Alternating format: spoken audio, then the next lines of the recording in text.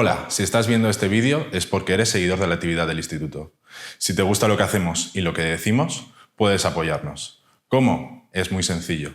Puedes hacerte miembro del Instituto o miembro del canal de YouTube.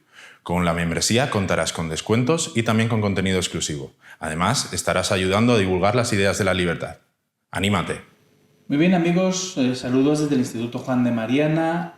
Vamos a hacer una entrevista hoy a Mohamad Machine-Chian, que es seguramente el liberal clásico, libertario si queréis, más conocido y el más importante de Oriente Medio. O sea que tenemos una persona realmente relevante. La entrevista va a tener que ser en inglés, pero yo creo que realmente va a merecer mucho la pena. Estará también con nosotros Pablo Llanela. Y hay que decir que Mohamed ha venido también con el apoyo de nuestros amigos de Fundalid. Así que nada, Mohamed, hi, how are you? Thank you, very good. Are you having a good time here in Madrid? To be honest, I love it. Oh. It's most beautiful, and I didn't think it was as beautiful in the late autumn, but I find it very beautiful. Is this the first time you are here in the city? Yes, very much. Okay, I hope that you will have some good days because you're living in 2-3 weeks, something like that. Yes. Okay. Well, we have several questions we want to make to you, but the first thing we want to know is from the classical libertarian perspective. What can you tell us about the situation, about the economic and political situation in Iran, which is your country? Yes, to be honest with you, it's becoming more and more difficult. The main difficulty is in controlling inflation. Unfortunately, the current cabinet is not willing to abide by the rules of, as we know, modern economics. And discarding everything we know about economics and controlling inflation. And they insist, unfortunately, after many years of, it's no exaggeration, we had 10 cabinets insisting on price control. And they thought, this time it will happen. This time we can control the prices. This time we can order the prices to go down. This time, by punishing the entrepreneurs, by punishing the shopkeepers, retail shopkeepers, we can, actually convince the prices to go down. But alas, the reality is different, and they haven't been able to really control the prices. And I'm sorry about that, but a lot of real people are hurting at the moment. Regarding the situation in Iran, because as you can imagine, in the West, in the Western countries, we have this cliche idea about your country, right? We only hear about it when it comes to international politics, no? And obviously the relation with the US, with the European Union and the Middle East. No? We have been seeing in the last years how there's been this kind of balance between the different foreign policies of the US, of Obama trying to reach an agreement in the nuclear thing, or lifting the sanctions, the embargo, etc.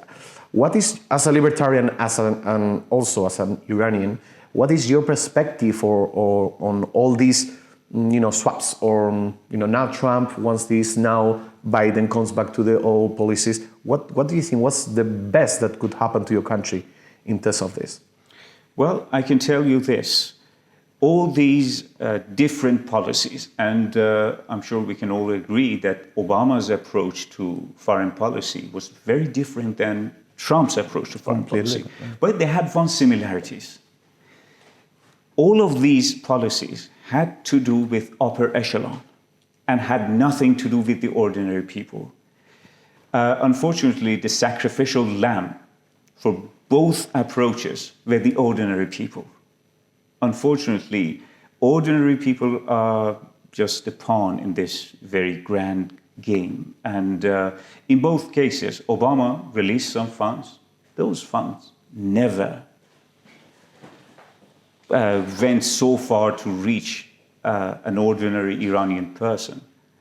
Trump tried a, iron fist sort of approach. Again, well, with a lot of resources, but when you have a lot of billions of dollars in your pocket, every country, every person is your friend. But me, the ordinary person in Iran, is the real,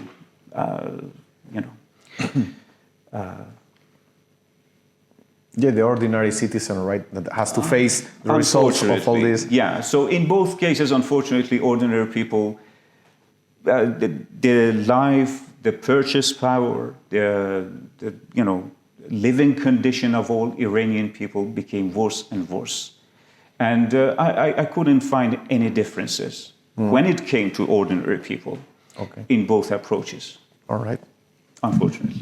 Okay, let's talk now about Islam and libertarianism. Because as far as I know, there are certain libertarian ideas within the Islamic tradition. Is there? And which are those elements? Absolutely.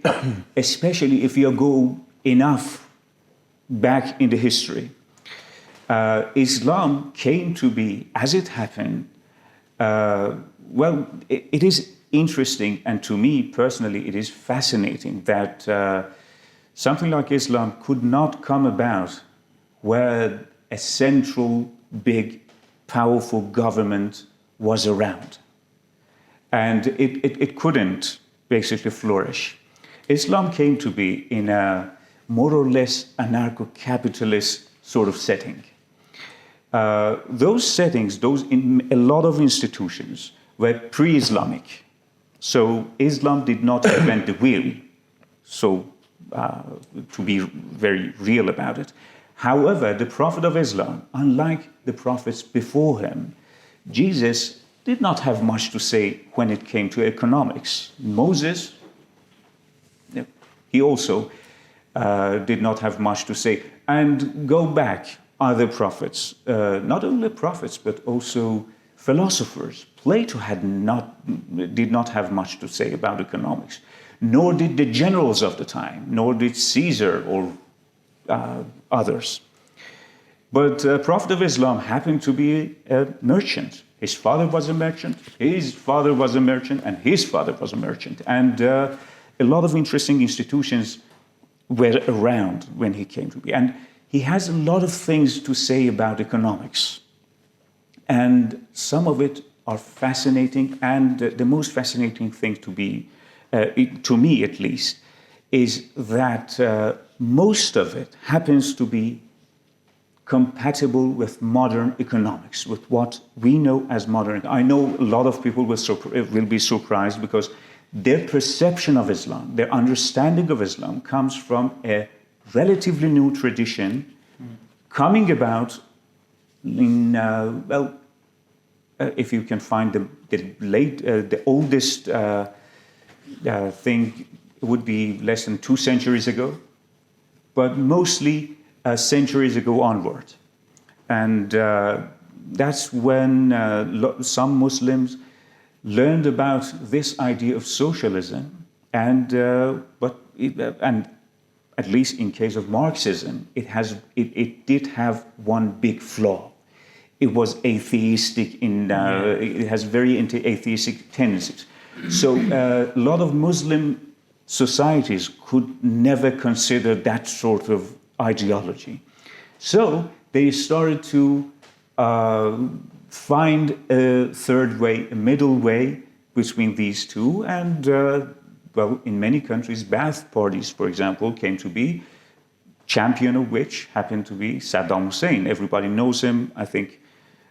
It's the Ba'ath party, no? We were talking about it before, yeah. Yes, exactly, and so forth. But there are some ideas like the voluntary taxes or the voluntary charity, which plays a big role within the Islamic tradition, which are also libertarians. Very much libertarian. Libertarian institutions are not hard to find in especially the time of prophets.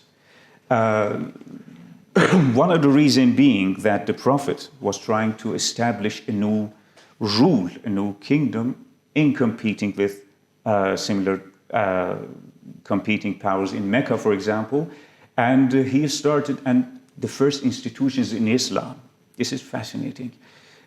The first is mosque, the second market. These two, and the rules and regulations governing these two are the same, not even similar, but the same. If you go to a mosque, you're a Muslim, you go to a mosque, nobody can have a predetermined place in a mosque. If you go in first, you can stand wherever you want and pray to God. The same goes for the market. If you go to market, you want to sell something, you can choose wherever you want. Islam, to begin with, it is against protectionism. Prophet was very adamant about it. Prophet was very clear about it. We don't want protectionism. We don't allow for special interests to have a certain place in the market. Everyone can enter, everyone can exit. But I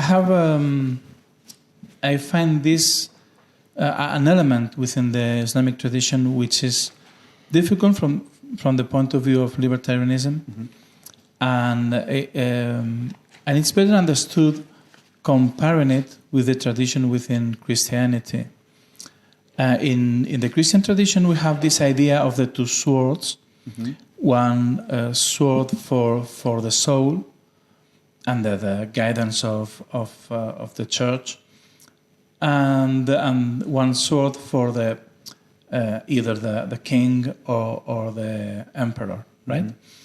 And you have this separation between the private life of people and the public one, whereas within the Islamic tradition, morals and the law and politics are some way mixed. Yes. And what can you tell us about this difference between Islamism and the Christian tradition? Well, there are some similarities. Some of the similarities, by the way, came to be later, inspired by some Islamic traditions. A lot of traditions that the church adopted, they were Islamic in nature to begin with. So, for example, the trust institution. Well, in Christianity, they had this problem. Well, we're living in very majestic setting. However, we don't like private property. What do we do? So they adopted some Islamic traditions like waqf and other institutions as well. But you're right, of course, about this difference between Islam and Christianity. There are other institutions as well. I'm hesitant to go into details because it can be a longer session. However, we have a lot of interesting institutions, many libertarian institutions. And, well, this is interesting. Private property in Islam is fundamental. Not only it is fundamental, but it is the first building block of everything Islamic. So there's private property. What you earn is yours. And then we have voluntary tax. You're in charge. They bind it into ethics and morality of ordinary people. So you're in charge to calculate everything, to make sure that you're paying your due to the society and make sure everybody has a basic living condition. If you're avoiding tax, you're cheating God, and there's no cheating God. So you're going to go to hell, basically. And these sorts of institutions, I find them very interesting, and I'm very sorry that, especially in contemporary history, that some of those institutions have been eroded, have been destroyed, basically. This is the reason why I'm asking you about this, because I think you're right. They are as if they were forgotten or something like that. So, Pablo, do you think, obviously, I'm not sure, I guess this comes from maybe in the 70s, etc., the influence of socialism, this kind of trying to import all these Western ideas and merging them with the local traditions, and then you got modern Iran, which obviously is not exactly what you described, right? Especially in the personal, regarding personal freedom, there's a bit lack of rights assured, or at least that the state allows, right? What is the current, obviously you living there and being a libertarian, what would you say is the threats that as a libertarian you can have living in there? Well, because of exactly what we said, that this modern version of Islam that is using politics to basically dictate what's the life of a normal citizen applies just in the normal life of a libertarian as you. Well, to begin with, Islam had, I find a lot of institutions fascinating. I love them and I like to research them and so forth. However, I think it is, I can say with confidence that to begin with, Islam was not very, so some people interchangeably use these things, and I think we have to be very careful. When I'm talking about libertarian, capitalistic traditions, I don't exactly mean everything liberal. Liberalism, as it happens, came to be as means to gain more religious freedom. And religious freedom always was never Islam's strongest suit to begin with. Let's be clear about that. And a lot of things, a lot of civil things, civil rights, let's call them, has never been very strong in Muslim societies for a long time have been tolerant. That's good. However, Muslims and not Muslims in you call Christian nations Christendom, we have the same thing in Muslim land. The Ummah, no? Exactly. The Ummah. Muslims and non-Muslims have never been the same, have never granted the same rights. That, I think, is something that we should improve upon. And that's something has always been lacking, to be honest with you. And a lot of people, and by the way, this is most interesting to me at least, that I'm saying Islam is a very capitalistic in nature.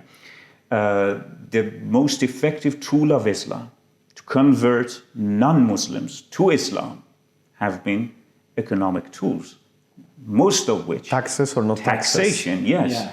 Yeah. Muslims have been more or less exempt from tax, or very light taxes, and voluntary at that. But non-Muslims, no, they've been subjected to jizya. Well, basically penalties for not being Muslims. And a lot of people, through centuries, have had to, just for economic reasons, to become Muslims for tax reasons.